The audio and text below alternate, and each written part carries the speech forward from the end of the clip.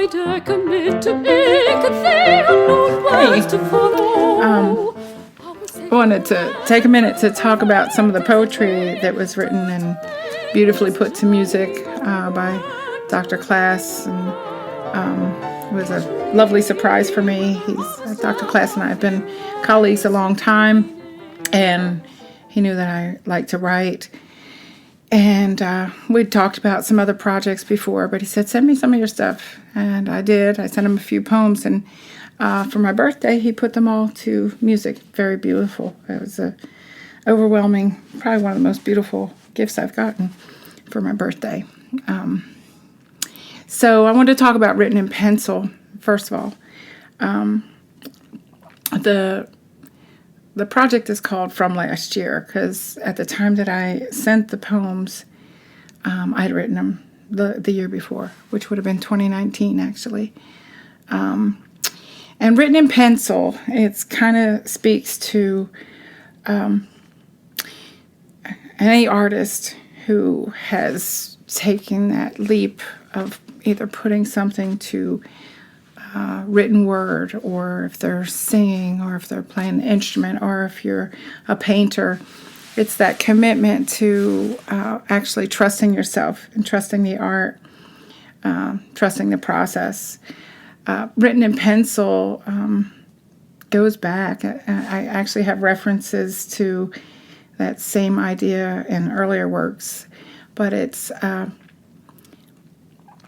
as you're writing, are you trusting the words? So oftentimes you'll see crossed out sections, or maybe a little bit of editing here and there. And I'm pretty true to my words. I don't usually edit a whole lot, except for that initial process of writing. So it's written in pencil as to say, do I trust it enough to actually commit it to ink? I think most artists will go through that. And even in performance, there's that whole, you got to take that leap of faith and trust that what you've written or what you're singing or what you're performing meets up, and it's a finished work, so to speak. And I wouldn't change any of written in pencil because it speaks exactly how I feel when I'm writing or when I get done. Oftentimes when I write, I look back and read it and I get a lot of different meanings. I don't know if this is true for every writer, but for me, I don't really think about things ahead of time. I just write, and then when I'm done, it's like, oh, that's the message, or I get something from it, just like anybody else might who was reading it. I've been a writer all my life. I started when I was 7, and there are many written words that are crossed out and other ones replaced and whatnot. A lot of ink and a lot of pencil along the way. So thought I'd share that, though. The next poem that I'm going to talk about is it's Juxtaposition. And Juxtaposition, it's a little different for me to talk about because it actually goes into a line of work that I took up to help people that were homeless. The poem is about, it was a drive I took one night, and on the side of the road there were a pile of shopping carts in different colors. And I knew what they represented, but there's that question of like, well, what does this mean? Why are these shopping carts here? And what am I not seeing? And what am I seeing? And in our community, folks that are homeless use shopping carts and live out of them for the most part, and live on the sides of roads and little places and nooks and crannies. So the juxtaposition is actually what we're seeing on the side of the road is, why shopping carts? It's really representative of the juxtaposition to some of the lives that many of us are living, where we have a home and cars and vehicle, work or shopping, different details of your life that don't necessarily have the same meaning for folks who are living out of shopping carts. The evening that I drove, I was returning home after running a few errands, And on the way back, I saw a man pulling a shopping cart who had a light emanating from his brow. And I didn't know him at the time, but it was obvious it was a homeless person, and he had a few things in his cart, I think. I don't know, it was dark. But I asked myself the question of, like, why am I seeing this, and am I doing anything about this? Is there more that I should be doing? I went to sleep that night. I cried, woke up crying, and I had already begun doing work with homeless people on the streets. And one of the things I recognize is that there's a lot of trauma associated with people living on the streets, and some of it's generational trauma, a lot of adversity. We see a lot of addiction, and just people that are really stuck. I wanted to talk a little bit about the man with the light on his brow. I did get to meet him and got to know him. My sister and I would hold feedings in the park, and his name was Old Man Gary. And Old Man Gary was the man with the light on his brow, and he would come to the park, and he was very distrustful of us at first, but he was hungry, so of course he would eat. But he kind of would stay over to the side, and I'd watch him, and he would take sticks that he'd gathered and shellac them, sand them and shellac them, and then sell them, and that's kind of how he made his living. And over time, we got to know each other, and he began to trust me, to the point that the last time I saw him, which is kind of my fondest memory with Old Man Gary, he said, "Hey, I know you. You're like me." And I said, "Yeah, we're alike. We're the same." And he said, "I want to talk to you." And he told me about his story, which I hadn't known before. But his story, he was very in love with his wife, and her name was Faith. And Faith had died a few years before. Old Man Gary decided he wanted to tell me about his younger life, and he was a young man in a rock and roll band, and he was married to his wife Faith. They were teenage sweethearts. And one night, while he was practicing with his band, there was a tragedy, and there was a fire, and they lost 4 children. His wife survived. But he decided not to perform again after that. And they stayed together for many, many years after that, and had a full life together. I don't think he actually became homeless till after she passed. I'm not real sure. But he wanted to share with me a song. The song that he shared was one by Kiss, and it's called Beth, but he changed it to Faith. And I don't know if you're familiar with the song. You might want to listen to it for just some frame of reference. But it's talking about, he said, "Faith, I hear you calling, but I can't come home right now. Me and the boys are playing. We just can't find our sound." But the gentleman in the song is busy with the band. But he loves the woman, but that kind of took a priority in that moment in his life. And I think Old Man Gary never forgave himself for that, having made a decision to stay with the band and do his practice, and somehow took responsibility upon himself that somehow if he'd been there, maybe something would have been different. So within a week after my last conversation with Old Man Gary, he was in the hospital, and a couple days later he died of liver failure. And you carry, when you work with a lot of people that are homeless or living on the streets or have trauma, and they share their stories with you, and you get to learn more about kind of a deeper level of who they are. You kind of carry those memories with you. Part of that is the drive to keep going, to try to help other people. And we do a lot. I mean, we get people into treatment, and we get them to the resources that they need. And for a lot of folks, it's really hard to get off that loop of trauma. So what are we doing as a culture, any culture, anywhere, to look at the root of the issues and not the surface? So the juxtaposition would be, wow, maybe we could do something besides condemn. Maybe we could actually help people.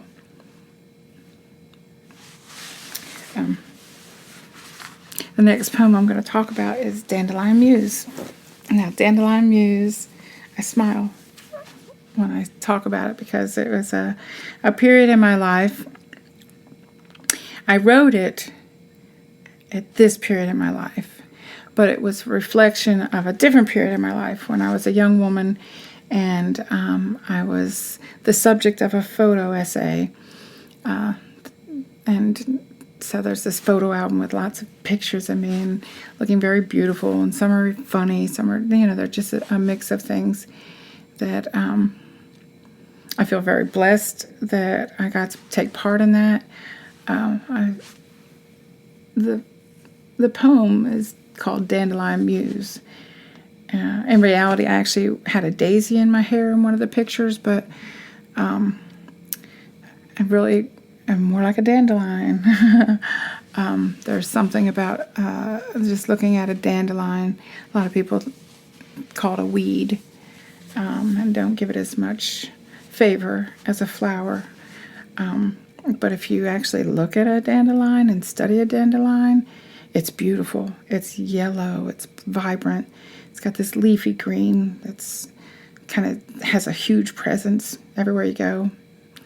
And then it actually allows you a wish after in one of its cycles of life. And I guess being a muse it's a little bit difficult. It's a little bit like putting you on the spot kind of feeling, but that particular project that I was part of, in the end, it was very artful. It was gorgeous. Sometimes I look at the pictures and go, wow, that was me. And it wasn't about me. It was about the art that took place in there. And I just was very fortunate that I got to be the muse for that particular project. In the work that I do, outside of work that I do with a lot of homeless folks and the organization that I started to help people, I have a 30-year or more career in opera production. And I'm not the muse in those circumstances. I'm making sure that whatever muse is available is getting all the support and making sure that everybody has what they need for those projects. But it's been a long time since I've been the subject of anything artful other than producing it and making sure it's happening. So it's kind of fun to reflect and look back. In this particular project, we have a beautiful muse. We have Steph, and she's gorgeous, and she sings so beautifully. And Dr. Kevin Class, wrote such beautiful music. He brought Dandelion Muse to life. I don't see it as a weed at all. I see it as something very vibrant and very alive. I'm grateful to be part of this project.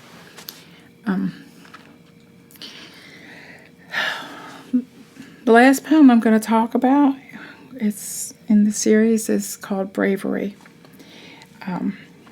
Bravery is it's kind of a snapshot of some of the personal experiences I had in my life. When I was in my 30s, I had a lot of different life experiences that took place, my own traumas, you might say. But my father, when I was a young girl, had gone to prison for 4 years. And when I was in college, studying theater, he went back to prison. And I was in my 20s, my late 20s. And I'd already had some issues with dealing with life, I should say mental health issues, but that was the first time I ever had a clinical depression that was diagnosed. I'd had one before when I was a kid and he went to jail, but I never saw anybody, I never had it diagnosed. I just dealt with that and went through, a lot of really hard times with that. But when he went away, when I was older and in college, it really took a lot from me. And I spent many years dealing with episodes of mania and depression and suicidal ideation and different diagnoses, different medications, just the whole gamut that goes with mental health. And so that poem in particular asks a lot of the questions of like, do you really know what this is? Do you really know what this looks like? I think there's a lot of stigma placed that, if a person has a mental health imbalance, that they may not be as high functioning or as capable, or there's just a lot of judgment, I think, that goes with it. And worst of all is the self-judgment that takes place from somebody who's experiencing these different incidences and symptoms that come with mental health issues. I've been very fortunate. I had a lot of support, family and friends and love, and I pounded to get help, pounded every door, every avenue, and I did get really good help. I had a therapist. I don't take medications, but I learned different practices to be able to help me. I was diagnosed a few different things, bipolar. I was also diagnosed with dissociative identity disorder, which after I learned more about it, it made a lot more sense, some of the things that took place in my life. And I had to forgive myself for having those illnesses. And then the other thing was recognize that I'm a very capable person, and that, well, if I'm this capable and I'm having this issue, then I bet you there's a lot more people like me out there who are dealing with a lot of the same things, symptoms around mental health. At one point there was, we had a meeting, and the singer, Steph, had asked me, was I angry when I wrote that? And I answered her that no, I wasn't angry. I was frustrated. I'm frustrated because there's so little that people know what to do or how to deal with. Like I said, I beat the pavement. And I had my mother advocating for me. I had a great therapist who was advocating, and I was very lucky in finding a place to go to. It was out of state.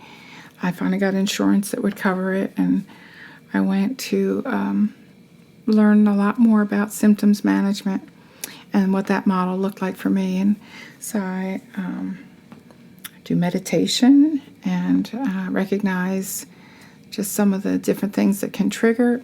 I don't have control over a lot of things in life that are going to happen, but I can have some control as to how I'm going to deal with that. But many people don't recognize what level of input they can have in their own well-being. And we're not equipping people with a lot of tools. When I say we, I mean on a larger level. A lot of it is just medicate the problem away, and that really doesn't fix anything. And there's a lot of judgment, a lot of stigma attached, that people are afraid to even ask for help. Because they're like, well, then I'll be put in that pigeonhole there, and there's no way out of it once you're in. And, well, none of that's true. Of course, I've been very blessed that I'm in a career that has a lot more artistic freedom, and I can move freely with my skill set because I'm very skilled at what I do. But I wonder about people who don't have the same resilience that I had and the same supports, and how do they manage. A lot of them don't. A lot of them may lose their lives, suicides, or just living lives on the street or less satisfactory. So I think it's worth bearing the question, what does bravery look like? And bravery means that you, in spite of all, you just keep moving it forward, and ask for help. And if you can't find the help, you keep asking and you keep asking until you get what you need and take up the practices. So I'm really very appreciative of everybody on this project. We're working together in a separate space because of the pandemic, which has its challenges in art these days. How are we all getting by in a world where we can't really even spend time together? And how do we produce art at a quality level? And when we're kind of navigating a new terrain, and what does quality look like? And what does the new face of art look like? I'm very excited to be part of this project because it's kind of paving the way for what the future may be for a long time, of how can you collaborate, how can you create beautiful, successful projects to share with others, and through the new audience, through the camera. So I'm very grateful to be part of it. I'm grateful that my words were inspirational enough so that Dr. Class felt compelled to put music to them, that Allegria felt compelled to produce this, that Steph has taken the time to work with the music and look into what the meaning is behind some of these words. And I hope that you'll take a minute too and look into it a little deeper and see, because behind the words, behind the music, behind the artistry, there's some definite messaging going on, and maybe you could help somebody else. Let them listen to it and see if it helps them. But thank you.